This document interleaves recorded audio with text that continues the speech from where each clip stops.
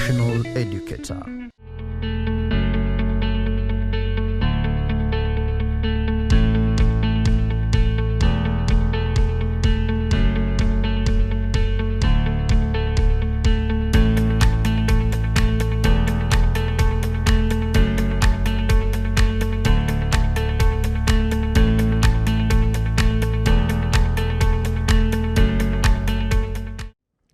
Learner and viewer, hellos, welcome to Business Studies Form 2, and our topic for today is communication. It is me, your teacher, Orlando Maloba. Last time, we dealt with communication and looked at the factors that influence communication and the elements of effective communication. Today, learner, by the end of this lesson, you should be able to do the following. 1. Discuss the factors that influence the choice of an appropriate means of communication. 2. Identify the barriers to effective communication. 3. You discuss the services that facilitate communication. And finally, we look at the trends in communication today. Learner, factors that influence the choice of an appropriate means of communication are the following. 1. Confidentiality of the message. The means should safeguard against unauthorized persons. If it is a letter, then it's good for confidential because nobody will read it. But if it is verbal, then everybody can hear and it is not confidential. So we need to check the appropriate means. There is need for future reference, whereby any case arising, you can show an evidence that you really communicated.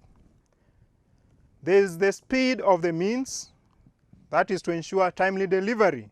If it is an emergency call, then we have to use an appropriate means so that somebody can be reached in good time. The cost of the means, the sender and the receiver must be able to afford the means. So use a letter, I should also be able to afford a letter for reply.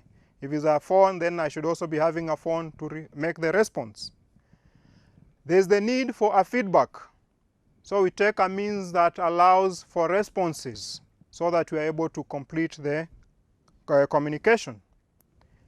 We have reliability of the means so that the information is delivered as intended, not to be distorted. There is the availability of a means. Don't choose a means that is not available within your area. You want to communicate and you say, maybe you want to Skype, and yet you don't have a means for Skyping. So choose what is available within your reach. There is the accuracy of the means.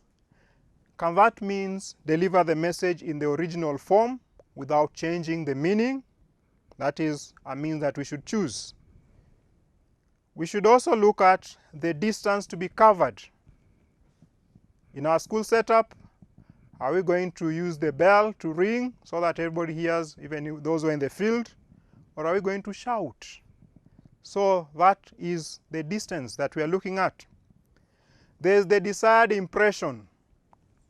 Some of us will really hate to see somebody's handwriting, so we need to actually do typing or send an email. Then we have the desired impression. It is good. That is why we need to use that means. The audience. What is the nature of the audience? Are they people who have some aspects of some deformity or impairment? Then choose a means that can really suit that audience. Learner, we have now to look at the barriers to effective communication. As we are communicating, then we also need to have a means through which we are communicating. The first one is the language. We have language barrier. Language can be in terms of foreign language. That means a language that is not your own local language or your mother tongue. We can also have difference in dialects or accents, so that our pronunciation does not match, so we cannot get the words correctly. Some of us have poor listening skills.